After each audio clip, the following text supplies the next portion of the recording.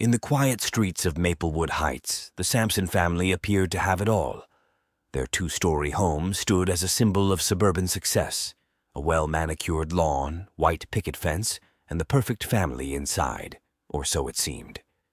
Richard Sampson, a successful businessman, was the cornerstone of this household, offering financial stability and a sense of order. His new wife, Julia, was a striking and charismatic woman, admired for her elegance and charm. To outsiders, she played the part of a loving stepmother to Richard's teenage son, Daniel. But beneath the surface, something far darker festered. 18-year-old Daniel, shy and reserved, had struggled to find his place since his mother's death, and Julia's presence had only added to the unspoken tension in the home. What started as Julia's attempts to bond with Daniel slowly morphed into something unsettling, an obsession that would grow more dangerous with each passing day. Unseen by Richard, a web of manipulation, jealousy, and possessiveness tightened around the young man. The tension in the Samson household was palpable, though none could have predicted the horrors that would soon unfold. What looked like a picturesque suburban life was, in fact, a powder keg, moments away from a deadly explosion. In the end, the darkness hiding behind closed doors would come to light, leaving one member of the family dead and the others shattered beyond repair. No one in Maplewood Heights could have imagined the sinister events that would soon rip through this quiet community. Julia Sampson was, by all appearances, the perfect suburban wife. At 38, she radiated a kind of beauty that turned heads, tall, elegant, with perfectly styled blonde hair and a warm smile that never seemed to falter. Charismatic and outgoing, she thrived in social situations, charming her neighbors with ease and quickly establishing herself as a respected figure in the close-knit community of Maplewood Heights. She was the woman everyone wanted to know, the hostess of elegant dinner parties and the picture of grace. But behind Julia's polished exterior lurked something much darker. Beneath her surface charm, there was a woman deeply troubled, volatile, obsessive, and driven by a need for control. Her marriage to Richard, a wealthy and successful businessman, seemed ideal to outsiders. Richard, who had been a widower for several years before meeting Julia, was devoted to her, trusting her with his life, and most importantly, his son. Yet Julia's emotional instability was a tightly kept secret. What started as subtle signs, moments of jealousy, small fits of anger, began to escalate as the months passed. At the center of Julia's growing instability was Daniel, Richard's 18-year-old son. Quiet and reserved, Daniel had always been a deeply introverted young man. Still grieving the loss of his mother, who had died suddenly when he was only 14, Daniel found solace in his studies and music, keeping mostly to himself. He was the type of teenager who preferred solitude, avoiding the social scenes his peers seemed to thrive on. He spent his time reading or listening to records in his room, a space where he felt protected from the world. When Julia married Richard, she took it upon herself to step into the role of a mother figure for Daniel, though he never asked for it. At first, she was patient, understanding the boy's need for space. She tried to bond with him, offering affection and support, but Daniel remained distant.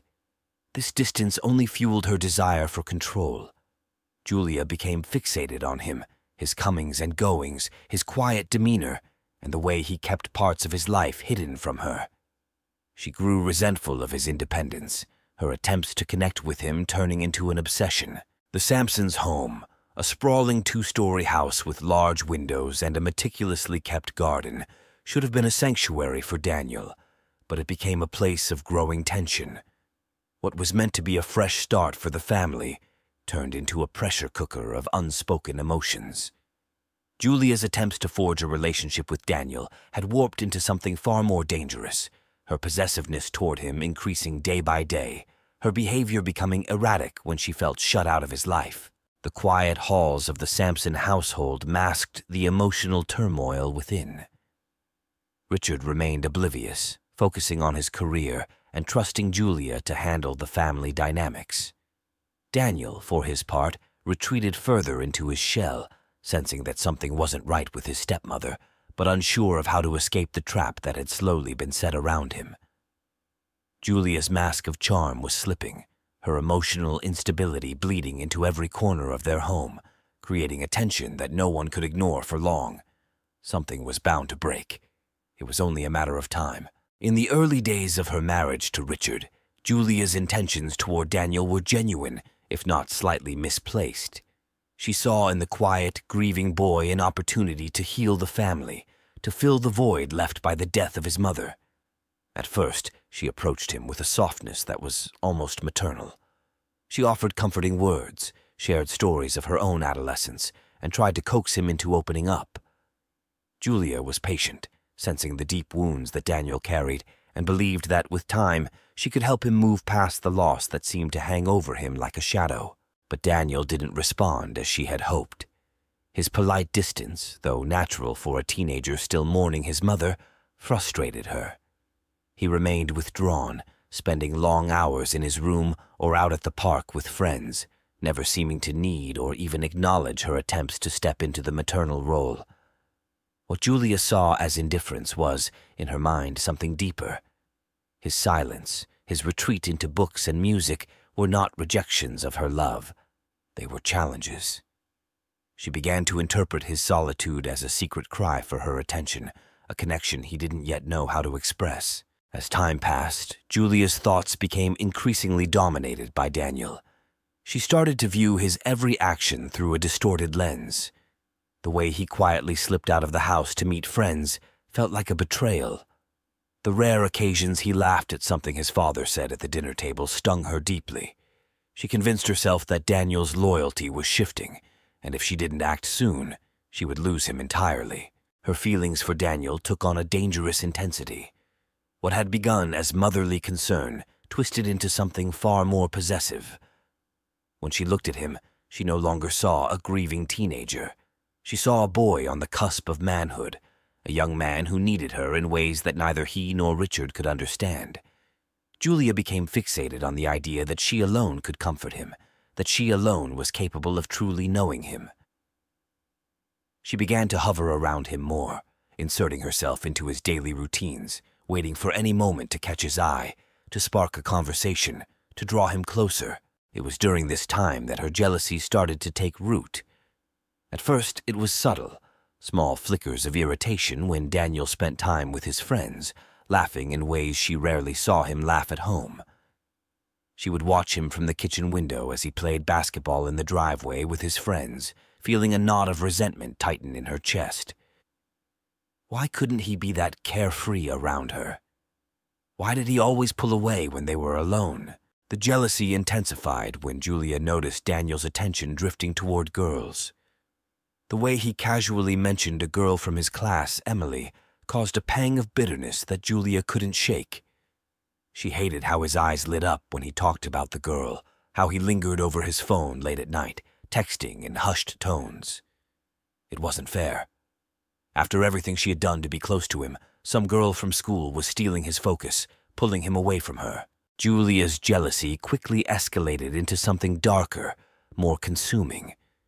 She began to view anyone in Daniel's life as a threat, especially Emily.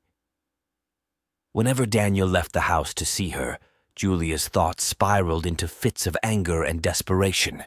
She convinced herself that Emily didn't truly care for him, that she was just another distraction, someone who couldn't possibly understand Daniel the way Julia did.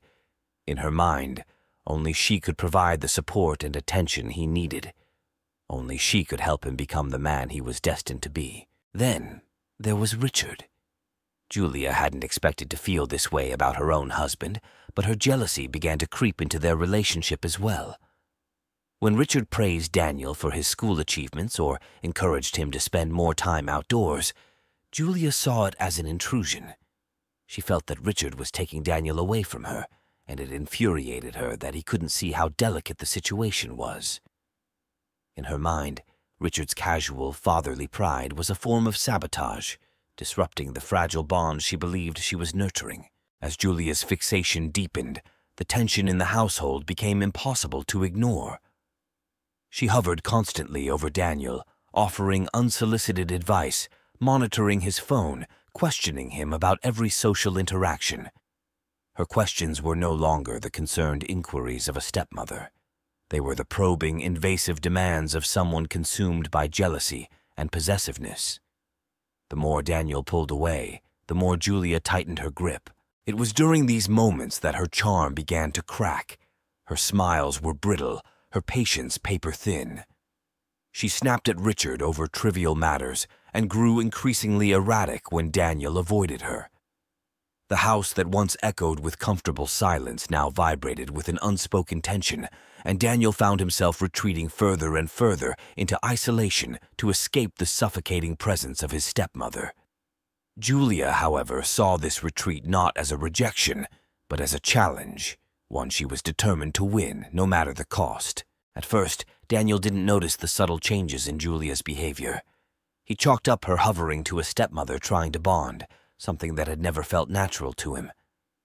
She'd ask him about his day, offer to help with homework, or linger a bit too long in the doorway of his room while he played guitar. It felt a little intrusive, but he shrugged it off as awkward attempts to connect. After all, she was new to the family, and perhaps she just didn't know how to act around him yet. But as the months passed, Daniel began to feel an unsettling shift. Julia's questions became more invasive, prying into his personal life in ways that made him uncomfortable. She asked about his friends, but not in the casual way his father might. Julia wanted details, who they were, where they lived, what their parents did. When Daniel began hanging out with Emily, a girl from his class, Julia's questions turned even more pointed. How long had he known Emily? Was she his girlfriend? Why hadn't he mentioned her before? Her tone was light, but there was something in her eyes that unsettled him. It felt less like curiosity and more like surveillance, as if she were keeping tabs on him, cataloging every part of his life that didn't involve her. It wasn't just the questions, though. Julia had developed a habit of being physically close to Daniel in ways that made his skin crawl. At first, it was innocent, a hand on his shoulder, a touch on his arm. But soon, her touches lingered longer than they should have. She'd brush against him as she passed by, or sit too close when they were in the living room watching TV. Her hand would rest on his leg for just a moment too long, and it made Daniel increasingly uneasy. He found himself avoiding her, making excuses to leave the room or stay out longer with friends. The more he distanced himself, the more Julia seemed to push. She began texting him while he was out, asking when he'd be home, wondering where he was. It wasn't something his father ever did, and it left Daniel feeling smothered. His phone would buzz during the evening, a message from Julia asking if he was with Emily or if he'd eaten dinner yet. She began showing up unannounced in his room, often under the pretense of asking if he needed anything, water, food, or to check on his homework. But Daniel knew it was more than that. She was checking on him, trying to insert herself into every part of his life. It all came to a head when he and Emily started officially dating. Daniel had kept it quiet at first, but when Julia found out, her reaction was intense. There was no smile, no teasing about young love. Instead, Julia's eyes darkened, and her lips pressed into a thin line. She asked him endless questions, how serious they were, what they did when they spent time together, whether Emily was really good for him. Her jealousy was palpable, though she tried to mask it as concern. But Daniel could see through her. He started to wonder if his father noticed, but Richard seemed blissfully unaware, busy with work and content to let Julia manage the household. The more time Daniel spent with Emily, the more erratic Julia became. There were days when she seemed almost manic, constantly calling out to him from the kitchen, appearing out of nowhere in the house as if she had been waiting for him to return. She started criticizing Emily more openly, commenting on how girls like her only wanted one thing, that she wasn't right for Daniel. She'd make snide remarks when Emily came over, barely hiding her disdain.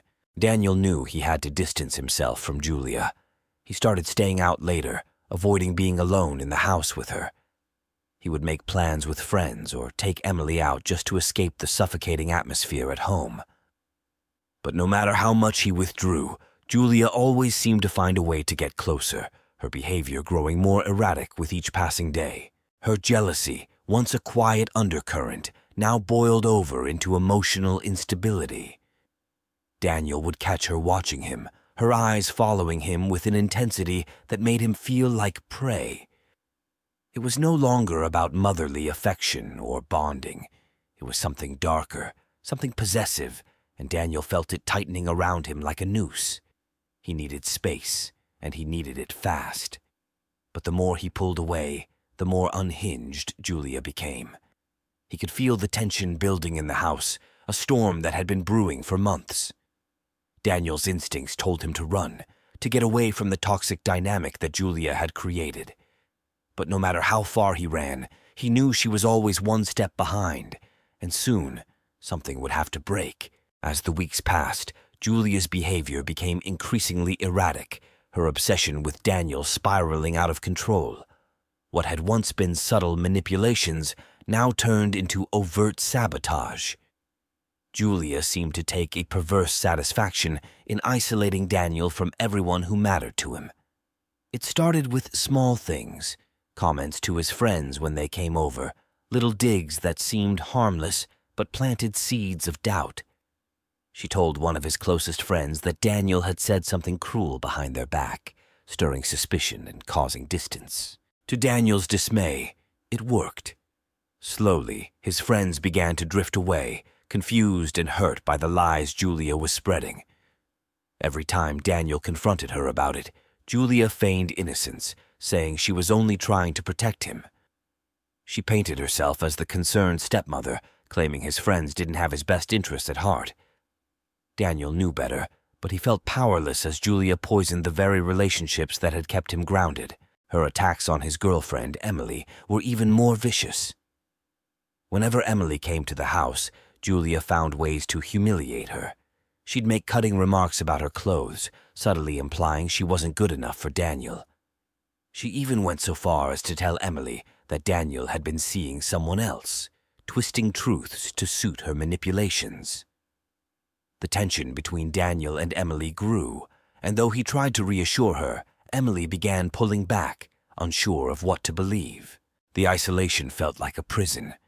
Daniel found himself increasingly alone, trapped in a house where Julia's presence was suffocating. What made it worse was the way she started turning his father, Richard, against him. Julia would drop casual remarks over dinner, planting doubts in Richard's mind about Daniel's behavior. She framed Daniel as a rebellious, ungrateful teenager, one who didn't appreciate his father's sacrifices. Richard, busy with work and exhausted from the growing tension at home, began to fall for her narrative.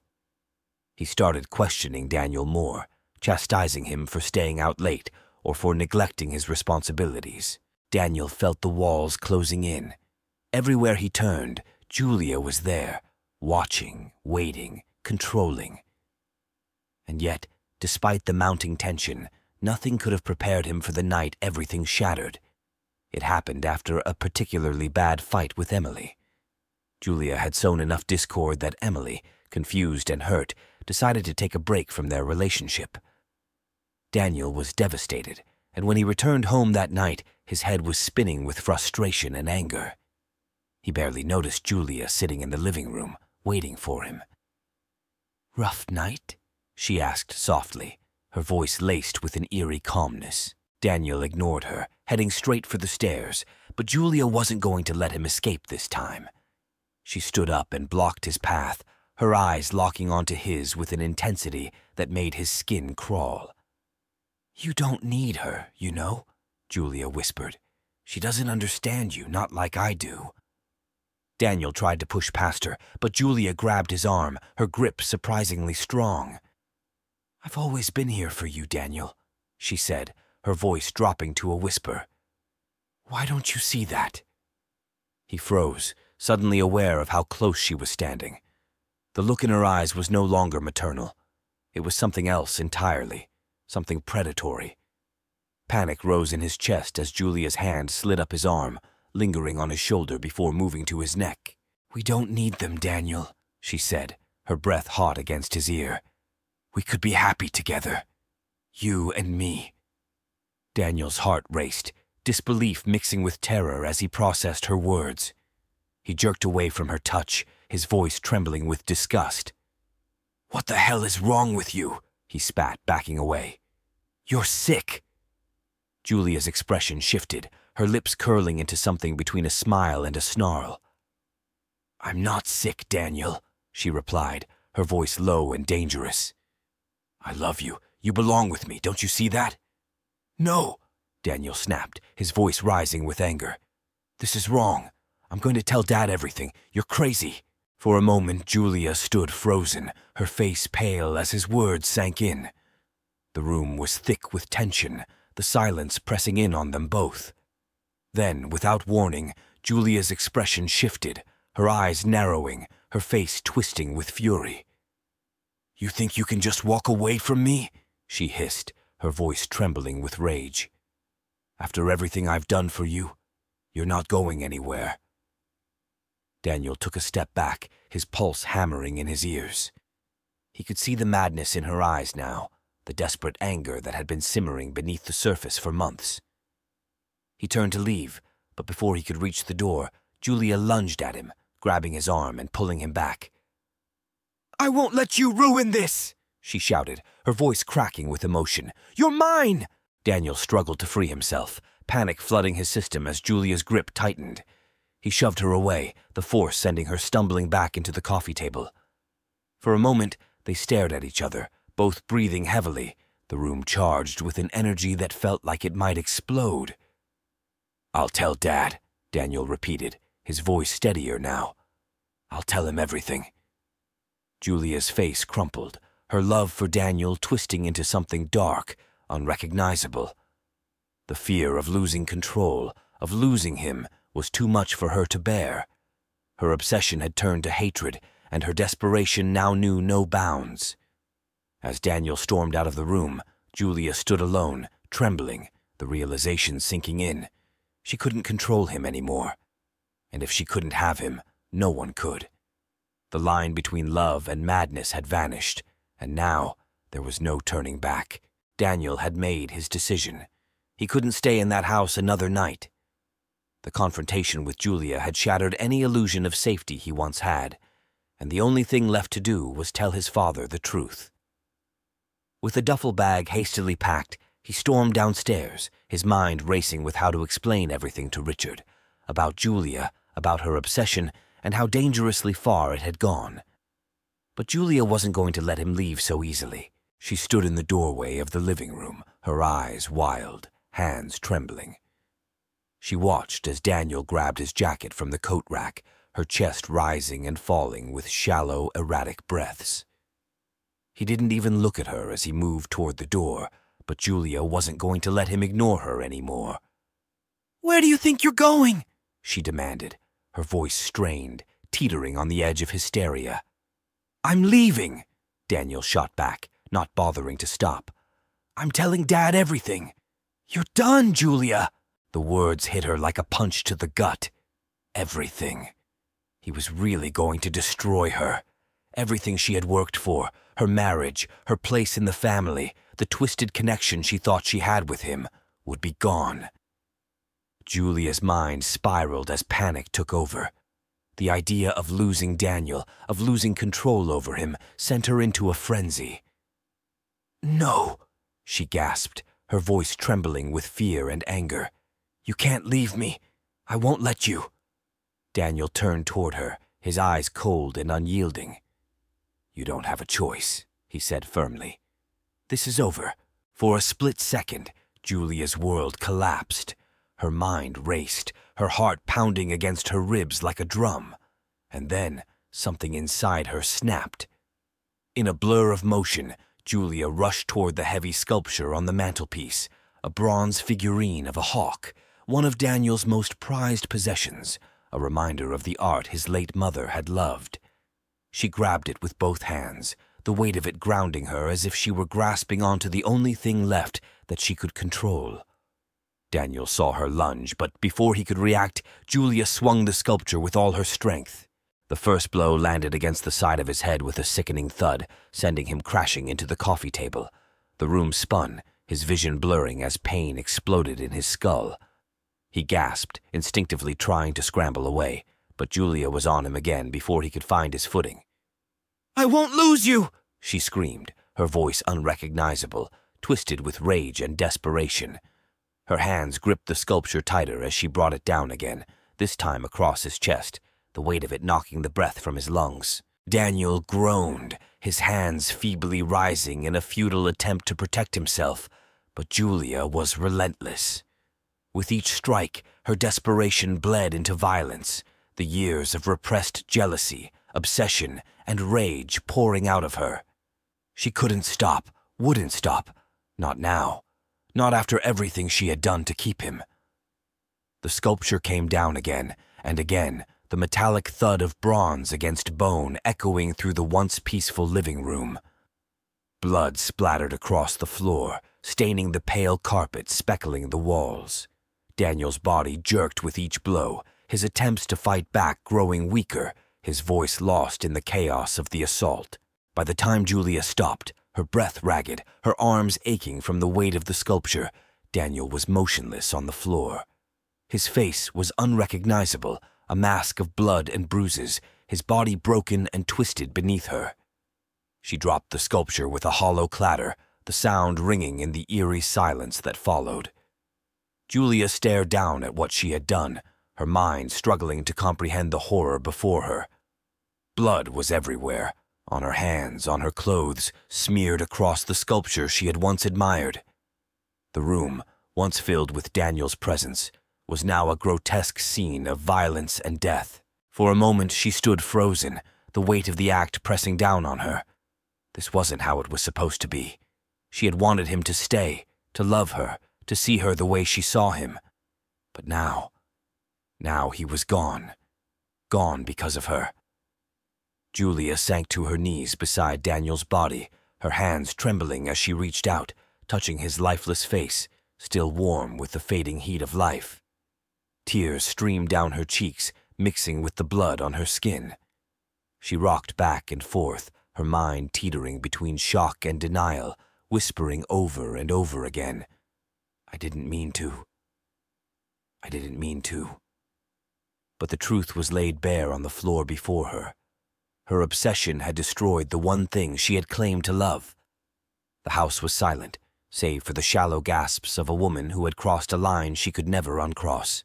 Richard Sampson returned home that night, exhausted from another long day at work. As he opened the door, he sensed something was wrong. The house, usually filled with the quiet hum of evening activity, was eerily silent. His brow furrowed in confusion as he dropped his keys on the table, calling out for Julia and Daniel. No one answered. He walked further into the living room, and that's when he saw it. Julia, kneeling in the middle of the blood-soaked floor, cradling Daniel's lifeless body. She was covered in blood, her clothes stained deep red, her face pale and hollow as she stared into space, her hands trembling as they rested on Daniel's motionless form. "Julia?" Richard's voice cracked with shock, his heart pounding in his chest. "What happened? Oh my God, Daniel!" Julia slowly lifted her head, her eyes wide and unfocused. It was an accident," she stammered, her voice barely above a whisper. We argued, and he fell. It wasn't supposed to happen." But Richard could see the brutal truth. The scene before him was no accident. The blood, the broken furniture, the sculpture lying discarded on the floor, it all screamed violence. His mind raced, unable to comprehend the horror in front of him, as his legs gave out beneath him, collapsing into the chaos that had once been his home. Within minutes, the police arrived. Detective Sandra Morales and her partner, Detective John Wyatt, were the first on the scene. They had seen gruesome sights before, but the brutality of Daniel's death was staggering. Morales approached Julia carefully, her hand on her radio as she signaled for paramedics, but her focus remained sharp on the woman covered in blood. Julia repeated her claim. Daniel had fallen, she insisted, during an argument. Her voice was monotone, her eyes darting around the room, avoiding the detective's gaze. But Morales had heard too many false stories in her career, and she could already sense that this one didn't add up. The crime scene told a very different story. Wyatt moved through the living room, surveying the scene in silence. The sculpture lying beside Daniel's body was clearly the murder weapon. There was no mistaking the impact marks on his skull, the way the blood had splattered across the room. This wasn't an accident. It was an attack, and a vicious one at that. Morales calmly led Julia into the kitchen, sitting her down at the table while paramedics tended to Daniel's body. "Why don't you tell me what really happened, Julia?" she asked softly, though her tone held an edge of suspicion. Julia's story didn't change. She repeated herself over and over again. Daniel had fallen. It was all a mistake. But her eyes betrayed her, flicking nervously between the detectives as they worked to piece together the truth. The investigation quickly revealed more than Julia could have anticipated. Wyatt found Daniel's phone, still buzzing with messages from his friends, and Morales collected a stack of letters from Julia's bedroom, letters that she had written to Daniel, professing a love that went far beyond that of a stepmother. Each piece of evidence painted a chilling picture of an escalating obsession. The detectives interviewed Daniel's friends, who confirmed the growing tension between him and Julia. One friend, clearly shaken, recounted the way Julia had tried to isolate Daniel from everyone around him, especially Emily. Others mentioned how Daniel had become increasingly uncomfortable with Julia's behavior in recent months, pulling away as her advances became more overt. They spoke of his fear, his confessions about feeling trapped in his own home. Then there were the text messages, hundreds of them, sent from Julia to Daniel at all hours of the day and night, often going unanswered. Each one became more desperate than the last, as if she was grasping at control she could feel slipping away. Wyatt and Morales shared a knowing look as they pieced everything together. Julia's claims of an accident unraveled quickly under the weight of the evidence. The forensic team confirmed that the blows to Daniel's head were far too deliberate for a fall. Morales felt a pang of sympathy for the young man who had been caught in Julia's web, unable to escape until it was too late. As they placed Julia in handcuffs, leading her toward the squad car, she kept muttering, "It was an accident. I didn't mean to." But Morales knew better. The woman standing before her hadn't simply lost control in a moment of rage. This was the culmination of months of obsession, manipulation, and desperation, a slow, calculated descent into madness. Richard, in shock, watched as his wife was taken away, his world collapsing around him. His son was gone, and the woman he had trusted had torn their family apart in the most brutal way imaginable. The detectives drove away, the truth of Julia's crime leaving nothing but devastation in its wake. Julia's arrest marked the beginning of a long, grueling trial that captivated the quiet community of Maplewood Heights. Charged with the murder of her stepson, Daniel, Julia remained cold and unyielding throughout the proceedings. Despite the overwhelming evidence against her, witness accounts, text messages, and forensic findings, she refused to admit her guilt. In court, Julia painted herself as a woman driven by love, not malice. She insisted that her actions had been out of desperation, that all she ever wanted was to protect Daniel, to keep him close. But the jury saw through her fragile facade, recognizing her obsession for what it truly was, dangerous and deadly. As the guilty verdict was read, Julia showed little emotion. She had lost everything, her freedom, her family, her stepson. But even as she was led away in handcuffs, she clung to her delusions, claiming that it had all been an accident, that her love for Daniel had somehow justified her actions. She never took responsibility for the destruction she had caused. For Richard, the trial was a living nightmare. He sat in the courtroom, devastated, mourning the son he could never protect, and the wife he thought he knew. His once stable world had crumbled, leaving him hollow and lost, grappling with the unbearable truth that his own home had harbored such tragedy. The story of Julia's obsession left an indelible mark on all who heard it.